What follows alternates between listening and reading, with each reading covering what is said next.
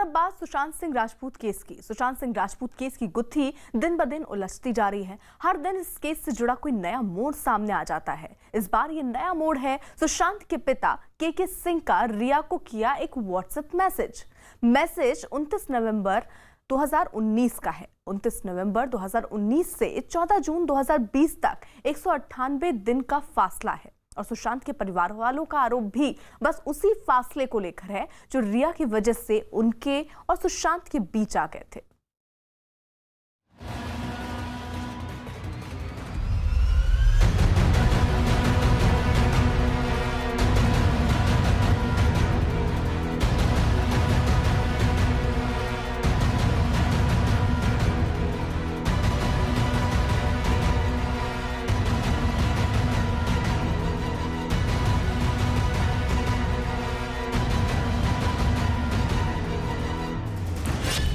Sushant Singh case में आया एक और मोड़।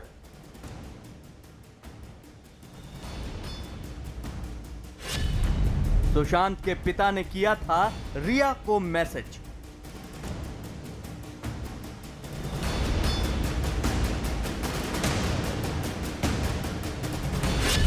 उनतीस नवंबर 2019 में किया था रिया को मैसेज।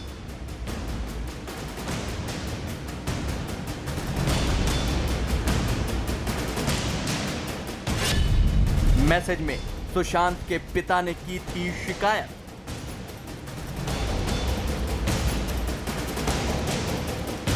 सुशांत सिंह राजपूत की मौत को करीब 2 महीने होने वाले हैं, लेकिन इस केस में आए दिन कोई न कोई नया मोड़ आता जा रहा है। इस केस से जुड़ा एक और नया मोड़ सुशांत के पिता के सिंह के रिया चक्रवर्ती और सुशांत की पूर्व मैनेजर श्रुति मोदी को भेजे व्हाट्सएप मैसेज की शक्ल में सामने आया है। सुशांत के पिता के सिंह ने यह मैसेज 29 नवंबर 2019 को किया था। दरअसल सुशांत के पिता ने रिया को मैसेज भेजकर सुशांत की तबीयत के बारे में जानकारी मांगी थी। जब तुम जान गए कि मैं सुशांत का पापा हूं, तो बात क्यों नहीं करी? आखिर बात क्या है? फ्रेंड बनकर उसकी देखभाल और उसका इलाज करवा रही हो तो मेरा भी फर्ज बनता है कि सुशांत के बारे में सारी जानकारी मुझे भी रहे। इसलिए कॉल करके मुझे सारी जानकारी दो। सुशांत के पिता के इस मजमून को पढ़कर साफ तौर पे लगता है कि उन्होंने रिया से शिकायत की थी, लेकिन रिया ने न तो सुशांत के पिता को कोई मैसेज किया और न ही फोन कर सुशांत के स्वास्थ्य के बारे में कोई जानकारी दी थी। अगर ऐसा हुआ होता तो आज इस मैसेज के सामने आने का कोई तुक ही नहीं बनता, लेकिन ऐसा कुछ भी नहीं हुआ, जिसके चलते कहीं न कहीं रिया संदेह के घेरे में है। रिया ने अगर ऐसा किया होता तो वो जमाने को ये बात बताती, लेकिन रिया चुप है। इस मैसेज को साफ तौर पे पढ़कर लगता है कि सुशांत के पिता सुशांत के स्वास्थ्य को लेकर परेशान थे और जानना चाहते थे कि सुशांत किन हालातों में है, लेकिन रिया कोई भी जवाब नहीं देना चाहती थी। अब सवाल ये उठता है कि क्या रिया ने सुशांत के पिता के मैसेज का जवाब दिया था? क्या रिया ने सुशांत के पिता को फोन किया था? अगर नहीं तो रिया सुशांत के पिता से क्या छिपा रही थी? आखिर क्यों रिया ने एक पिता को उनके बेटे की तबीयत के बारे में नहीं बताया? आखिर रिया का सुशांत के पिता से बात न करने के पीछे क्या मकसद था? ऐसा नहीं है कि सुशांत के पिता ने सिर्फ रिया को ही मैसेज किया था। सुशांत के पिता ने सुशांत की पूर्व मैनेजर श्रुति मोदी को भी एक मैसेज किया था। इस मैसेज को पढ़कर एक बात साफ हो रही है कि सुशांत परेशान था और सुशांत अपनी परेशानी की बात अपने पिता को बता चुका था, लिहाजा वो मुंबई आना चाहते थे। मैं जानता हूं कि सुशांत के सारे कर्ज और उसे भी तुम देखती हो, वो अभी किस स्थिति में है, इसके लिए बात करना चाह रहे थे। कल सुशांत से बात हुई थी तो उसने कहा कि मैं बहुत परेशान हूं। अब तुम सोचो कि एक पिता को कितनी चिंता होगी। लेकिन श्रुति ने भी शायद उनके साथ वही किया जो रिया ने किया था। उन्हें न तो कोई फोन कर सुशांत के बारे में जानकारी दी और न ही उन्हें मुंबई आने के लिए फ्लाइट का टिकट भेजा। सुशांत के पिता का श्रुति को किए मैसेज को पढ़ने के बाद सवाल उठता है कि क्या श्रुति ने सुशांत के पिता के मैसेज का जवाब दिया था आखिर नहीं तो क्यों? क्यों श्रुति ने किसी के कहने पर सुशांत के पिता को कोई जवाब नहीं दिया? या फिर इसके पीछे श्रुति का कोई और मकसद था? क्या सुशांत इस बात को जानता था कि रिया और श्रुति को उसके पिता ने कोई मैसेज भेजा है? क्या रिया और श्रुति ने सुशांत से उसके पिता के मैसेज की बात छिपाई थी? आखिर सुशांत के पिता के ये मैसेज किस बात की तरफ इशारा कर रहे हैं? कि क्या सुशांत का परिवार सुशांत से बात नहीं कर पा रहा था? आखिर सुशांत के पिता के मैसेज का रिप्लाई रिया और श्रुति ने क्यों नहीं दिया? इन सारे सवालों का जवाब तो रिया और श्रुति ही दे सकती हैं, लेकिन एक बात साफ है कि सुशांत के पिता के इस मैसेज से रिया पर एक बार फिर सवाल खड़ा हो गया है। 29 नवंबर 2019 से 14 जून 2020 तक 198 दिनों का फासला है और सुशांत के परिवार का रिया पर यह आरोप है कि रिया ने सुशांत और उनके बीच एक दूरी खड़ी कर दी थी और न तो सुशांत का और न ही सुशांत के परिवार वाले एक दूसरे से आपस में बात कर पा रहे थे। अब ऐसे में सुशांत के पिता का रिया को किया ये मैसेज कम से कम इस बात की तस्दीक कर रहा है कि सुशांत अपने परिवार वालों से खुलकर बात नहीं कर पा रहा था। फिलहाल सुशांत के पिता के इस मैसेज पर रिया का कोई जवाब नहीं आया है।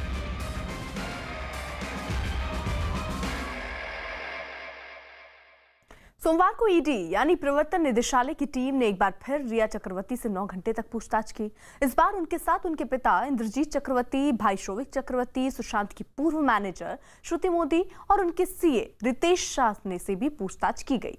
ईडी की टीम ने रिया, उनके भाई और पिता के फोन से फोन डंप एनालिसिस के जरिए डिलीट किए गए जो डेटा है उनको भी निकाला। लेकिन इन सब के बीच रिया चक्रवर्ती ने एक बार फिर सुप्रीम कोर्ट में नई याचिका दाखिल की। रिया ने सुशांत केस में खुद पर मीडिया ट्रायल चलाने का आरोप लगाते हुए कहा कि सुशांत की मौत के लिए उन्हें दोषी ठहराए जाने की कोशिश की जा रही है।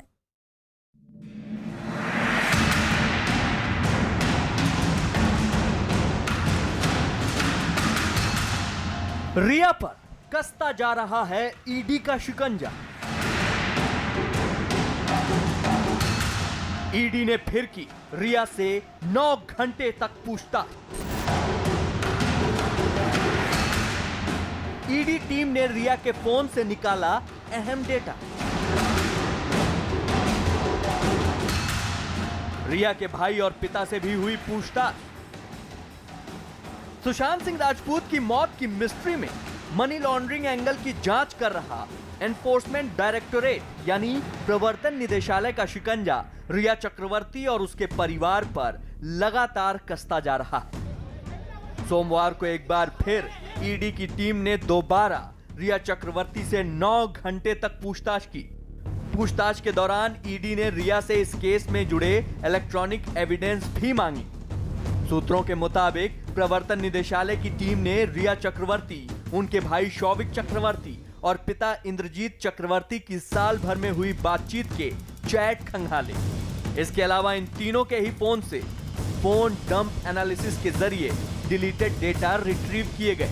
प्रवर्तन निदेशालय के सूत्रों के मुताबिक रिया के फोन डंप एनालिसिस से पता चला है कि 8 जून को सुशांत सिंह राजपूत के घर छोड़ने के बाद रिया ने 2 नामी डायरेक्टरों से मदद मांगी थी।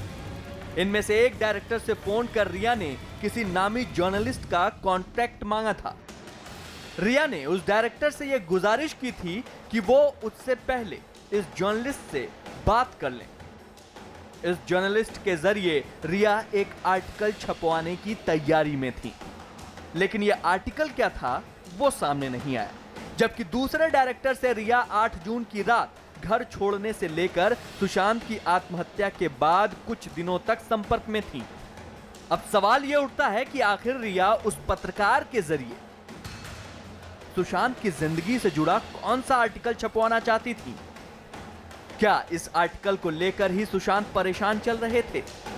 आखिर रिया सुशांत का ऐसा कौन सा राज जान गई थी जिसे सुशांत छिपा कर रखना चाहते थे? फिलहाल ये पत्रकार कौन है और रिया ने उससे बात की थी या नहीं, इस पर भी सस्पेंस बना हुआ है। इसके अलावा ईडी ने अपनी पूछताछ के दौरान रिया के पिता इंद्रजीत चक्रवर्ती, भाई शौविक चक्रवर्ती, सिद्धार्थ पीठानी, श्रुति मोदी और रिया के सीए रितेश शाह को सामने बैठाकर 2 बार बयान लिए। ईडी ने रिया से उनकी संपत्ति और उनके पिछले 5 साल के इनकम टैक्स रिटर्न के बारे में भी जानकारी मांगी, तो रिया ने 5 साल के इनकम टैक्स रिटर्न की पूरी जानकारी देने से इनकार कर दिया। रिया का कहना था कि उनकी कमाई और खर्च की जानकारी पूर्व मैनेजर श्रुति मोदी के पास है और रिया के अकाउंट का लेखा जोखा सीए रितेश शाह के पास है।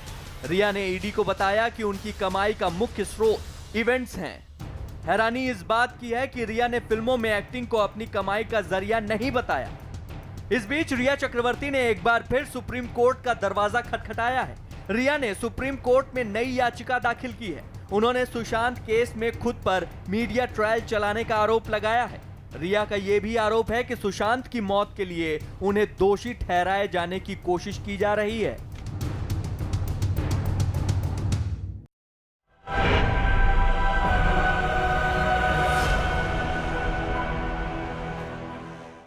सुशांत आत्महत्या केस में इस समय 2 अलग अलग जगह कार्रवाई चल रही है। एक तरफ सुप्रीम कोर्ट में इस समय सुशांत केस पर सुनवाई कर रही है, वहीं यह तय किया जाना है कि इस मामले की जांच मुंबई पुलिस करेगी या सीबीआई करेगी। वहीं महाराष्ट्र सरकार और रिया सीबीआई जांच के खिलाफ है। दूसरी तरफ मुंबई के ईडी दफ्तर में इस समय सुशांत राजपूत के अकाउंट से ले हुए लेन देन को लेकर 3 अहम लोगों से पूछताछ हो रही है। तो जांच एजेंसियों पर टकराव की जो स्थिति बनी थी, उसके बाद सीबीआई जांच अब इस पे होनी चाहिए या मुंबई पुलिस ही इस सुशांत केस की जांच करेगी। अब से थोड़ी देर में सुप्रीम कोर्ट की तरफ से इस पर फैसला आने की उम्मीद है। वहीं 15 करोड़ रुपए, जैसा कि परिवार आरोप लगा रहा है, वो 15 करोड़ कहां गए, इसके लिए ईडी दफ्तर में पूछताछ का सिलसिला लगातार जारी है। सुशांत केस में सुप्रीम कोर्ट में सुनवाई चल रही है। सुनवाई के दौरान रिया के वकील श्याम दीवान ने दावा किया कि सुशांत केस में पटना में दर्ज एफआईआर का घटना से कोई संबंध नहीं है। रिया के वकील के मुताबिक ये एफआईआर 38 दिन बाद दर्ज की गई और इस एफआईआर को लेकर पक्षपात दिखता है। रिया के वकील ने मांग की है कि पटना पुलिस की एफआईआर मुंबई पुलिस को भेजी जाए। सुनवाई के दौरान रिया के वकील ने मामले की जांच सीबीआई को देने का भी विरोध किया। सुनवाई के दौरान बिहार सरकार के वकील ने मुंबई पुलिस के काम करने के तरीके पर सवाल उठाए। सुनवाई के दौरान बिहार सरकार के वकील ने कहा कि सुशांत की मौत के बाद कोई एफआईआर भी दर्ज नहीं की गई और न ही केस बंद करने की कार्रवाई शुरू की गई, जो नियम के खिलाफ है।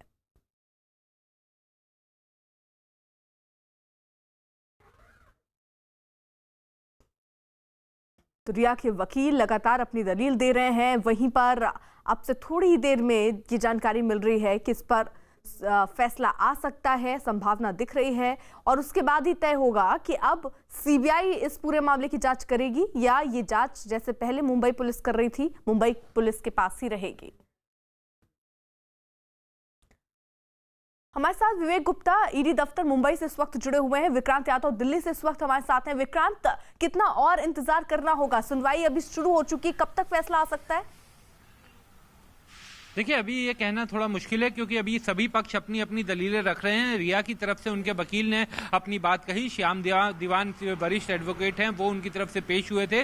उन्होंने ये कहा कि इस मामले का पूरी तरीके से राजनीतिकरण किया गया और बिहार पुलिस ने जो एफआईआर दर्ज की गई वो इस मामले में हो रही राजनीति का ही नतीजा है और उसी राजनीति के कारण सीबीआई ने इस केस में तुरंत आनन फानन में आदेश निकाले गए सीबीआई जांच के लिए।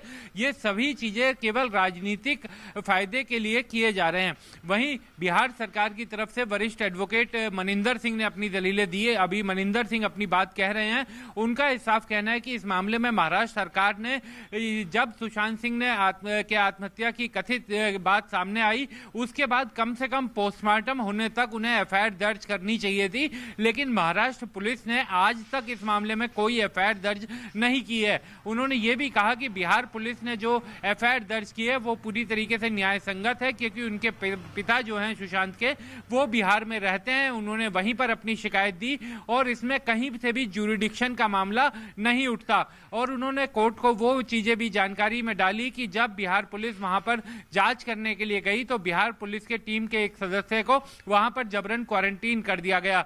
तो अभी हालांकि कुछ और चीजें और पक्ष भी हैं जो अपनी दलील रखेंगे। हालांकि सुनवाई के दौरान एक इंटरेस्टिंग वाकया तब हुआ था जब कोर्ट ने रिया के वकील से पूछा कि क्या आपने भी तो पहले इस केस में सीबीआई जांच की मांग की थी, क्योंकि आपको याद होगा कि रिया का जो पहला ट्वीट इस मामले में आया था उसमें रिया ने सीबीआई जांच की मांग की थी। तो वो बात रिकॉर्ड पर है, उससे आप मुकर नहीं सकते। वो बात कोर्ट ने पूछा और उस समय जो रिया के वकील थे उन्होंने कहा। सुशांत केस में सुप्रीम कोर्ट को दी गई फॉरेंसिक रिपोर्ट में दावा किया गया कि सुशांत की मौत के पीछे किसी तरह की साजिश के सबूत नहीं मिले हैं। सुशांत के शव की फॉरेंसिक रिपोर्ट के मुताबिक नेल सैंपलिंग यानी नाखूनों की जांच में किसी के साथ संघर्ष के सबूत नहीं मिले। रिपोर्ट में बताया गया कि सुशांत के कपड़ों पर दाग स्लाइवा यानी लार के थे जो खुदकुशी के वक्त मुंह से निकले थे। साथ ही स्टमक वॉश यानी पेट की जांच में शरीर में किसी तरह का जहर नहीं होने की पुष्टि हुई।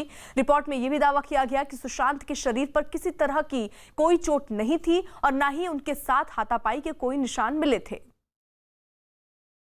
सुशांत केस में मुंबई पुलिस ने सुप्रीम कोर्ट में जो हलफनामा दिया उसमें सुशांत सिंह की फॉरेंसिक रिपोर्ट भी शामिल है। कलीना फॉरेंसिक लैब की इस रिपोर्ट के मुताबिक सुशांत की मौत के पीछे किसी तरह की साजिश का शक नहीं है, क्योंकि नेल सैंपलिंग में किसी के साथ संघर्ष के सबूत नहीं मिले। साथ ही रिपोर्ट में बताया गया कि सुशांत के कपड़ों पर दाग स्लाइवा के थे जो सुशांत के मुंह से निकला था। इसके अलावा स्टमक वॉश रिपोर्ट में किसी तरह का जहर नहीं मिला और पूरी तरह से साफ था। साथ ही रिपोर्ट में दावा किया गया कि सुशांत के शव पर चोट या हाथापाई के भी कोई निशान नहीं मिले हैं। विवेक हमारे साथ जुड़े हुए हैं। विवेक, इसके बाद कई चीजें सामने आ रही थी और ये कहा जा रहा था कि पोस्टमार्टम रिपोर्ट जो है उनमें कई चीजों का जिक्र नहीं किया गया, लेकिन अब जब कोर्ट में ये फॉरेंसिक रिपोर्ट दी गई है तो इसमें वो सारे पहलुओं पर का जिक्र दिख रहा है। बिल्कुल शिखर बेटा, आपने देखिए डे 1 से मुंबई पुलिस इस पूरे मामले में काफी ज्यादा कॉन्फिडेंट दिख रही है। उनका साफ तौर पर कहना है कि जो भी प्रोसीजर और जो भी जांच हुई है वो कानून के दायरे में हुई है। इसी वजह से जो पीएम रिपोर्ट है और जो विसरा रिपोर्ट है, ये दोनों रिपोर्ट और फाइनल रिपोर्ट दोनों आ चुकी है। उसमें साफ तौर पर बोला गया है कि पूरे मामले में कहीं से भी फाउल प्ले की जो अंदेशा है वो कहीं भी दिख नहीं रहा है। पीएम रिपोर्ट बिल्कुल क्लियर आई है। उसमें साफ तौर पर दिखाया गया है कि दम घुटने की वजह से उनकी मौत हुई है। और साथ ही साथ जो विसरा रिपोर्ट आई है उसमें भी साफ तौर पर यह लिखा गया है कि उनके स्टमक वॉश है और जो नेल सैंपलिंग है, कहीं भी ऐसा नहीं लग रहा है कि उनके नेल में किसी और की चमड़ी या फिर किसी और के स्ट्रगलिंग मार्क्स हो। साथ ही साथ स्टमक वॉश से भी क्लियर हो गया है कि सुशांत की बॉडी में कोई भी जहर और पॉइजन नहीं था। तो मुंबई पुलिस इस पूरे मामले में डे 1 से कॉन्फिडेंट थी और यही रिपोर्ट उन्होंने पूरी जो स्टेटस रिपोर्ट जो सुप्रीम कोर्ट ने मांगी थी, ये पूरी रिपोर्ट उन्होंने सुप्रीम कोर्ट में दी है और यही कि वहां पर जिरह चल रही है। और मुंबई पुलिस की तरफ से पक्ष रखा गया है कि लीगली और जुडिशियल वाइज उनकी जांच बिल्कुल सही दिशा में चल रही थी, लेकिन बिना किसी सेक्शन के बिना किसी लीगल जांच के पटना में ये पूरी मामला दर्ज हुआ। पटना पुलिस यहाँ पे मौके पे पहुंचती है और अपनी पैरेलल इन्वेस्टिगेशन शुरू करती है, जिस पर मुंबई पुलिस का साफ तौर पर कहना है कि लीगली पटना पुलिस यहाँ पे जांच नहीं कर सकती है, क्योंकि पूरा मामला जो है अभी मुंबई पुलिस जांच कर रही है। और हालांकि मुंबई पुलिस ने मामला नहीं दर्ज किया। मुंबई पुलिस के पास अभी भी एडीआर है और एफआईआर पटना पुलिस बिल्कुल विवेक, मैं आपको रोक रही हूं। बड़ी खबर आ रही है, ईडी के सूत्रों के हवाले से ये बड़ी खबर आ रही है। पूछताछ में श्रुति मोदी ने दावा किया कि उसने कोई भी गैर कानूनी लेन देन नहीं की। श्रुति के मुताबिक जब से रिया सुशांत की जिंदगी में आई थी तब से सुशांत से जुड़े सभी बड़े फैसले रिया ही ले रही थी। बताया भी जा रहा है कि श्रुति मोदी ने इस तरह के कई उदाहरण भी ईडी के सामने रखे जब रिया ने सुशांत से जुड़े कई बड़े फैसले लिए। श्रुति ने यहां तक दावा किया कि रिया ही सुशांत के प्रोफेशनल और फाइनेंशियल फैसले पर राय रखती थी, फैसला लेती थी। हालांकि श्रुति ने यह भी माना कि रिया के कुछ बिजनेस प्रोजेक्ट जो थे उसने संभाला था, लेकिन इस साल उसकी और रिया की बहुत कम ही बातचीत हुई थी।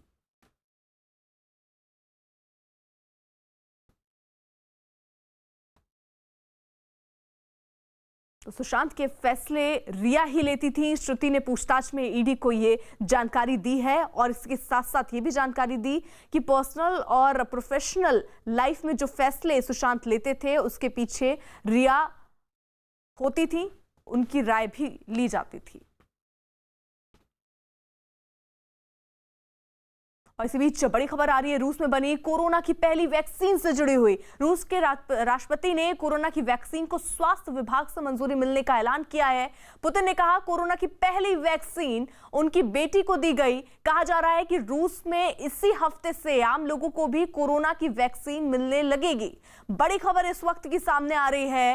हालांकि आपको बता दें, रूस के राष्ट्रपति ने कोरोना की वैक्सीन को स्वास्थ्य विभाग से मंजूरी मिलने का ऐलान किया है। पुतिन ने कहा है कि कोरोना की पहली वैक्सीन उनकी बेटी को दी गई। कहा जा रहा है कि रूस में इसी हफ्ते से आम लोगों को भी कोरोना की वैक्सीन मिलने लगेगी। तो एक बड़ा दावा, इसके हिसाब से कोरोना से लड़ने की वैक्सीन तैयार हो चुकी है और ये दावा रूस के राष्ट्रपति करते हुए नजर आ रहे हैं। रूस में बनी कोरोना की पहली वैक्सीन से जुड़ी ये बड़ी खबर, जहां पुतिन ने कोरोना की वैक्सीन को स्वास्थ्य विभाग से मंजूरी मिलने का ऐलान किया।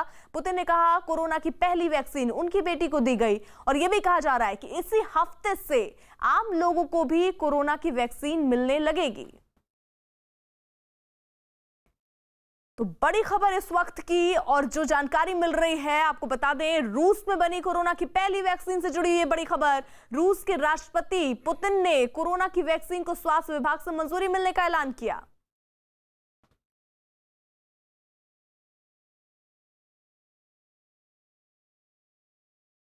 हालांकि पुतिन इस बात का भी दावा इसके साथ साथ कर रहे हैं कि उनकी बेटी को ये पहली वैक्सीन दी गई और ये कहा जा रहा है कि रूस में इसी हफ्ते से आम लोगों को भी कोरोना की वैक्सीन मिलने लगेगी। अगर इस लिहाज से पुतिन के बयान पर गौर करें तो कुल मिलाकर जो वो ये कह रहे हैं उससे ये साबित हो रहा है कि कोरोना की वैक्सीन अब बन चुकी है।